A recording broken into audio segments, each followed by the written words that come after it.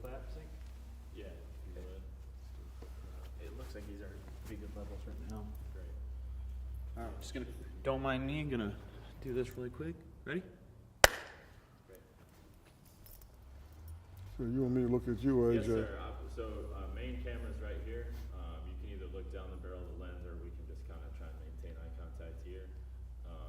AJ and I will kind of trade off. I'll probably drive to start, and then AJ will hop in. So when he asks me a question, you want me to still look at you? Yes. Okay. To start, I wonder if you could just introduce yourself and tell us a little bit about your position in the community here in Charleston. Okay. My name is Matthew J. Watts. I'm the senior pastor and teacher of the Grace Bible Church of Charleston, and I've been pastoring here for the last 25 years. Also run a nonprofit organization, Hope Community Development Corporation, which is also located here on the west side of Charleston. And our focus is really try to bring about community economic development, as well as spiritual renewal in the context of a little urban setting on the west side of Charleston. So we do a lot of research and applied programmatic activity. I'm a native of West Virginia, born and raised in the southern West Virginia coal fields in a little small community, Mount Hope, West Virginia. And I've lived all but 2 of my 64 years in the state of West Virginia. Tell me a bit about this community here in Charleston that you work in, and then maybe if you could just contextualize as well that community inside of West Virginia, and then West Virginia as a state. Okay. You want me to start locally and go out? And then Sure. build it out if you could. Yeah. I physically live on the west side of Charleston. My church is located on the west side of Charleston. My nonprofit organization is located on the west side of Charleston. And so west side of Charleston is the largest community in the state of West Virginia. About 17,000 people. We would be the 10th largest city if we were a separate municipality, to give you an idea of how small West Virginia is, how small the cities are. The city's total population is about 48,000. And so the west side was developed during the 1840s and 50s as 5 separate slave plantations. At the time, West Virginia was still a part of Virginia Commonwealth before statehood in 1863. And so it's a part of the southern development that developed as slave plantations, then as a rigidly segregated residential community that had some light commercial on the outside of it. And that development happened after the Civil War, the railroad coming through and that type of thing. So like a lot of cities, Charleston was sort of established as a segregated community. And even on the west side is segregated, where the blacks live primarily close to the river, which we referred to as the flats. And so the flat area that runs parallel to the Kanawha River is still a heavily populated African-American community. To give you an example, the state of West Virginia has an African-American population of 3.4%. Kanawha County has a population of 7% black. The city of Charleston is about 13% black. But the west side of Charleston, Mercy Snow West Side Elementary School, has a black population of over 70%. It was probably closer to 80%, but now since you got multiracial, biracial, which didn't exist when I was a kid growing up. But if you walk into school, you think you're walking into an inner city school in Chicago or New York or someplace like that, because the historical residential housing patterns have still lingered even today. So what has happened over the years, that the west side has been a community that's really been tremendously neglected. So after Brown versus Board of Education in 1954 and desegregation in school integration, depending on how you look at it, you start to see really a decline of the African American West Side community due to the outward migration of the black middle class and the closure of the African American schools. And then it left behind really more lower middle class, working class, and the poor. And that outmigration has continued to this day. And there were some specific policy initiatives that have tremendously marginalized the west side of Charleston. One of them was the city of Charleston's decision in the late 1960s and early 1970s to bring the interstate highway through the African American community. So there was a rich African-American community that was in downtown Charleston.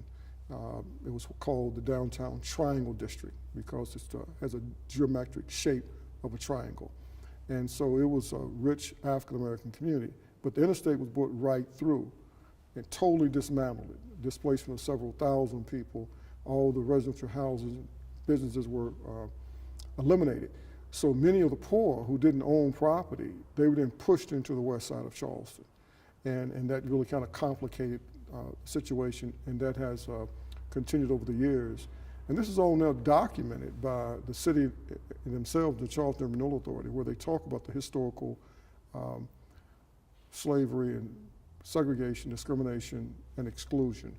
And so when you talk about the west side of Charleston, it is viewed as one of the worst neighborhoods in West Virginia in terms of the crime rate, the poverty rate, slum and blighted conditions, poor performing schools, particularly at the elementary school level. And that has been really reinforced over the years. There appears to have been a disdain toward the west side. And it took me years to realize that. Not being from here and living, I lived here for over 35 years, I think, before I heard anyone talk about that the west side was developed as a slave community. And no one ever talked about it. And so that was kind of amazing. And that where I physically live, where the school is located, that type of thing was a part of one of the larger slave plantations. So these things really weren't discussed. And so there's just been a disinvestment to the west side. And even though there's a large population of people, significant business interests and entities, move from the west side, they move to the downtown. And we become what I call an economic transfer center. And that there's money that comes in terms of wages and salaries and government transfer payments. But then that money basically doesn't circulate within the community because most of the business owners don't live here and don't really have a vested interest here other than their business. And then the money leaves every evening. And I tell the story about how my economic PhD that I earned on the west side, standing at Kroger's at the first of the month, and all of these, a lot of single mothers and people receiving welfare stipends are there shopping for groceries. And I'm very impatient. I'm jumping from line to line to try to get a shorter line, but finally I just stand in line. A young lady in front of me, she got 3 kids, a couple buggies of groceries. She goes through and she gives them this card and they swipe it and boom, almost $300. And I was thinking as I went through my little few items in my cash, I said, what just happened? And I realized that she had SNAP card, supplemental nutrition, we used to call it food stamps. When I was a kid, we had commodities where you physically got groceries. And I realized what had happened, that she had her government issued food stamp, SNAP card. She had made her purchases. That money had been electronically transferred wherever it is within the government system, right into Kroger's. It never even came to the neighborhood, right? And I thought about it as I went to my car. And I made my cash payment, and the trucks from the bank was there collecting the money. And I began to realize, well, there goes my money. My money is in those bags going to that truck, and it's going to the downtown bank to be transferred out of state to the investors. Her money was electronically transferred. The money never touched our community. And that's why we remain an exploited community economically. A poor community, even though there's $350 million that transfer through the neighborhood. And we kind of support the downtown with the day laborers in the hospitals, hotel rooms, service workers, et cetera. And we support the business of the downtown on the west side, but our community is neglected. And there's been no small tension between some of us who are advocates for fairness, equity, and economic justice for the west side, and the Charleston Urban Renewal Authority in the city of Charleston with some of their practices. And so that's going on to this day. In terms of the statewide context, we're different because Charleston is one of the few places that's a small urban city. West Virginia is 100% Appalachia. It's very rural. And you get outside of Charleston just a couple of minutes and you get into more rural areas. So there's great insensitivity to the plight and to the challenges of the inner city places for those who are outside. They feel like the Charleston is wealthy, the cities are wealthy, the rural places are very poor. And they fail to realize that the city may be wealthy, but we don't really benefit a lot from that wealth, and that our community is greatly marginalized as well. So we've been advocating for years to try to get legislation, education, economic development, workforce, social service coordination to create a pilot for the west side of Charleston, which we think could be a pilot for the rest of the state, and even for small cities around the country. We think we got it well defined, but it's been a challenge, to get support, from the politicians at the national, county, and state and local level. What are some of the strengths of this community?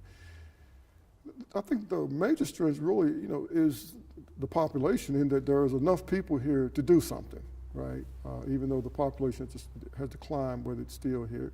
Secondly, there are people that have historical ties, third, 3, 4 generations that they've been connected to the west side. So there's real an affection and affinity to the west side of Charleston community.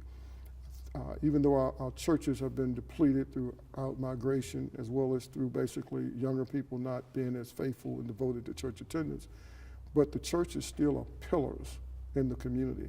And with their vision, their passion, their compassion, and their willingness to remain here to try to be a part of the solution. And there is an economic base. I mean, there are businesses that are located here and that are pretty successful here, because there's a population of people that can service them, and there are people that will come here to do commerce. We have the infrastructure to have a better school system. We have 1, 2, 3 elementary schools. We used to have 5. We have 3 elementary schools that's in the community. We have a middle school, one of the larger middle schools in the county. And then we have the alternative school, which are children in middle school and high school that have been suspended from their home school. Then they're brought to the west side, to the Chandler Academy. So the infrastructure there, of education, and over 3,800 kids that are in the public school system. So I think that those are strengths. I think also strengths are there's a network of nonprofit organizations that's doing some incredible work, after school programs, youth development type of programs. Habitat for Humanity does a lot of work here in terms of some housing work. And there are other nonprofits that really, have a commitment to trying to help the people here, and a commitment to being on the west side of Charleston.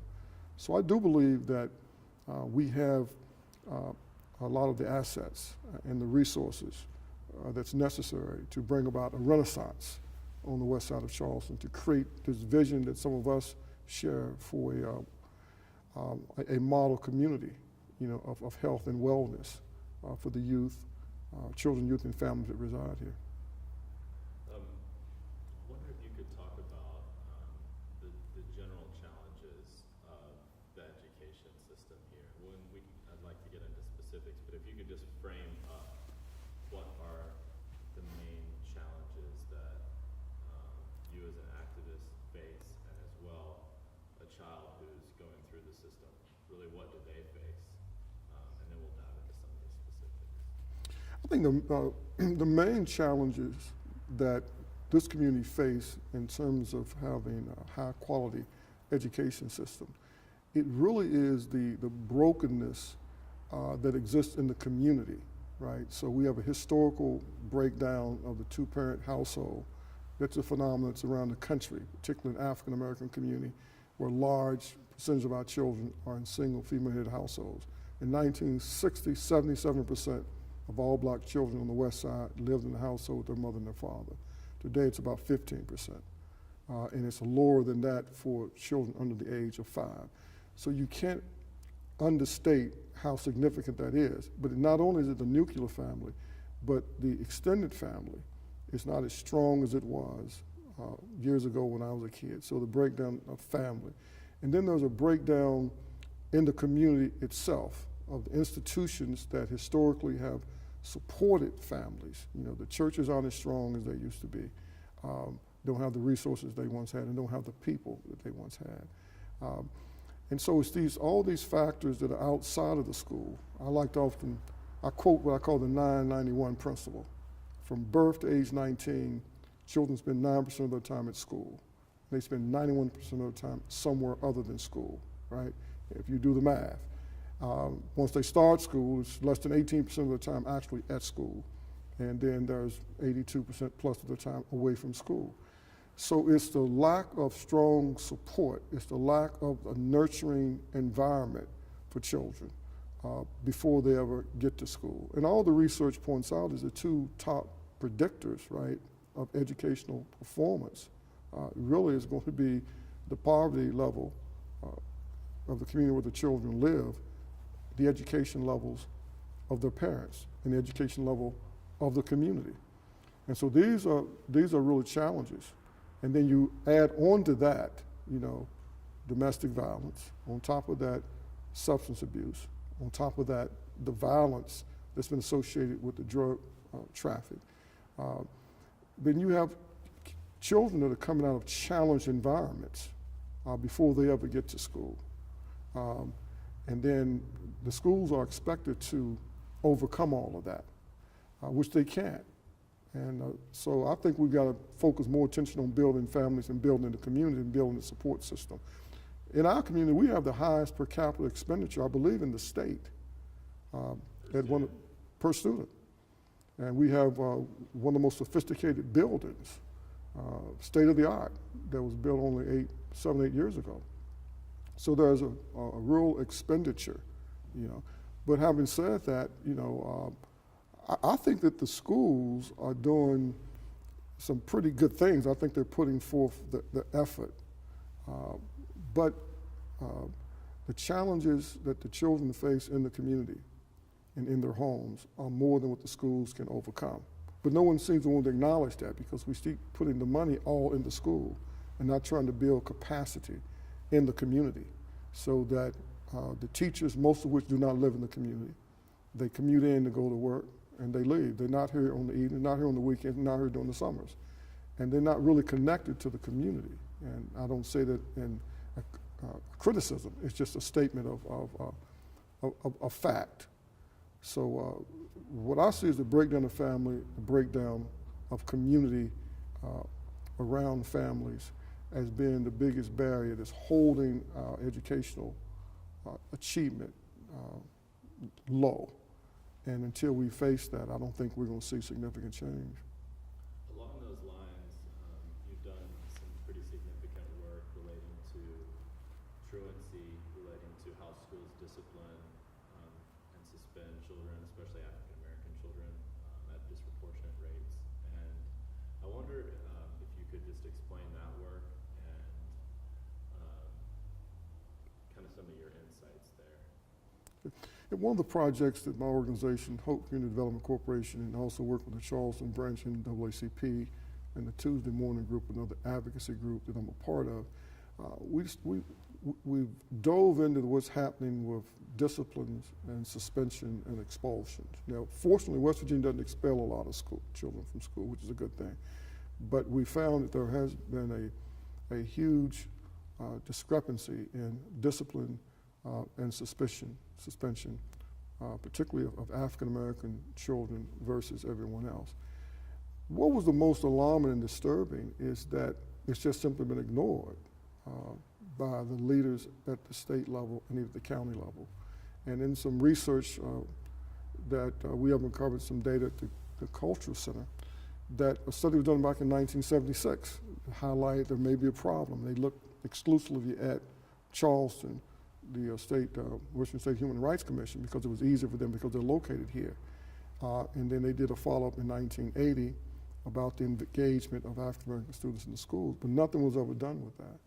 And then in 2015, University of Pennsylvania put out a pretty significant report where they looked at suspension and expulsion in the 13 southern states, and it included West Virginia. And that while we were surprised at the fact that African American students across the state were in suspended at about twice the rate of their non-African American colleagues. It really surprised us. So then we brought it to the attention of the state school superintendent and had some conversation, but they didn't really seem like they wanted to move with any sense of urgency, made a commitment to do some things, but didn't really follow through. The first, it was 18 months before they would give us the data they would requested, a disaggregation of data by race, gender, ethnicity, socioeconomic, et cetera, so that we could actually analyze it. And then, so 5 years have since passed, but nothing has happened. So this year we decided to go to the state board and request that they make it a priority, and then go to the legislature and ask them to actually introduce legislation, because 16 other states have introduced pieces of legislation that require their state and local school boards to address the problem. So that's where we are now. As of last week, I gave a presentation to the House Education Committee, which I thought was well received. I met with the House Education Chairman and the Senate Education Chairman to make the pitch for legislation that would create a framework of accountability with the state school superintendent, working with local superintendents, and being overseen by the legislature. And the reason this is so critical is because when you connect the dots, a recent report that was compiled by Professor Thomas Moen from the Bowling Green State University, and with some of his colleagues and other colleagues from Eastern Kentucky University. They did a longitudinal study of nearly 7,000 children, looking at the impact that suspensions had on their academic achievement and progress and their life outcome. And they found that while they didn't realize that suspension may be the single most significant factor that drives children from the schoolyard to the prison yard pipeline, and that every suspension moves them in that direction. And that report was just released back in 2019. Anecdotally, and from our experience, we felt that to be the case, but now we have a scientific report and a longitudinal study. So what happens, suspension, it drives, absences for a lot of students. And that means they're missing academic instruction. Well, suspension also drives truancy, because truancy, those suspended days are unexcused absences. Truancy is the #1 factor that brings children in West Virginia into the juvenile justice system. So now you enter the juvenile justice system because of absences which contributed to by suspensions. Now you're much more likely to be driven into the adult system, but you're also more likely to drop out of school. And so if you drop out of school, you're much more likely to be unemployed, underemployed, unemployable, or have a low full participation rate. You're much more likely to end up maybe doing something illegal. So we think that this may be the valve, that if you put your hand on this suspension thing, we keep kids in school and connected, then we got a chance to maybe they will have a better educational outcome, much more likely to drop out of school, much more likely to go in the juvenile justice system. And it's a significant thing for the state. And as I pointed out, African Americans are only 3.4% of our state's population. And so when you look at the school system, there are 270,000 plus students in West Virginia schools. 90% of them are Caucasian. And so 7.3% of all kids have been suspended. So that means there's 18,000 Caucasian kids that's been suspended from schools. And they're being driven in the schoolyard to prison pipeline. So they're having a much greater impact on the growth of West Virginia's juvenile justice system, the growth of West Virginia's prison population. You see, so that's the only way you get the state of West Virginia to do anything about something that affects African Americans, right? So, the more we looked at this, and that's why we're hoping that people from outside this state will look at what's happening to black people in West Virginia. The narrative is kind of unbelievable.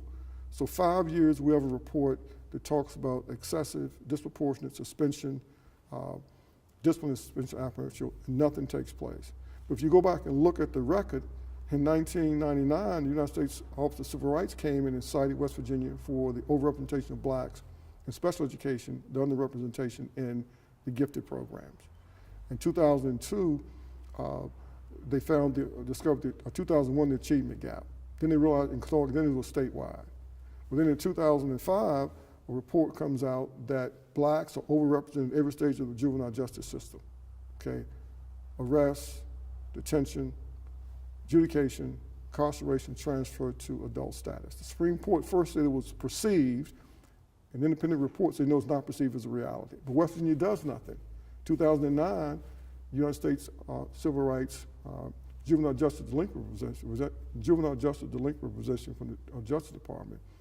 They come in and cite West Virginia for this, disproportionate minor-only contact. West Virginia does nothing. They come back in 2012, 2013, sanction West Virginia and take away money. They still have done very little. 2014-15, the Office of Civil Rights comes in and cite West Virginia for the violation of the civil rights of children that have a mental health problem, that come into the child foster care system, and blacks are 4 times more likely to be overrepresented. They do nothing, West Virginia do nothing until the Justice Department threatens to sue them. And finally, they've now developed an agreement. So I don't care where you look, whether it's the juvenile justice system, whether it's the mental health system, whether it's the educational system, black children are treated more harshly by that system. And it's having a lifetime consequence that's been perpetuated.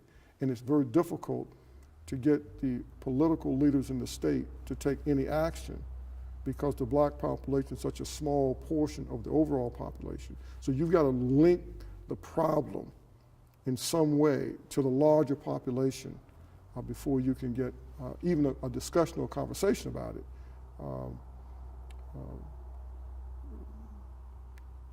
If possible. And in terms of linking that problem, you talked to us yesterday about the success of the conventional school system for 100 years or so. Sure. And that success sort of almost eating itself in a way, or the economy has outgrown the system that fueled it. That's correct. I wonder if you could talk to us about your idea of redesigning and reimagining schools and some of the innovations that you think could be powerful to transform the lives of students here. As I've written and I've shared with people, I believe that the greatest single most successful experiment in the history of the United States of America has been public education. I mean, it created the generation that would grow the greatest economy, would produce the greatest military, the greatest gross national product, move technology, create universities. And so the public school system has been a marvel. It's been a genius of an idea to say that we're going to educate everyone as a part of our responsibility to them as a citizen. And having said that, I believe that it has sort of been so successful, it has caused itself to become antiquated. So it now has to be reimagined, re-engineered and redesigned. And so what could that possibly look like? Well, we've written a plan to create what we call the community development school model. And it would look very much to a charter school. And we believe that you really need to have a local governing board of community people that are responsible for the hiring, the firing, the development curriculum, that they actually manage that school, because they have to be held accountable to the parents, right, and to the community where that school is located. And it has to be carefully, that governing body has to have business representation. It has to have parent representation, school representation, but that's really the group that should be running the local schools, in my opinion. And then the existing school system, local school board, they would be a consultant to provide consultation and technical assistance, because they have a history of doing some things right and doing some things well. The state school board and the state superintendent's office should become basically a research think tank.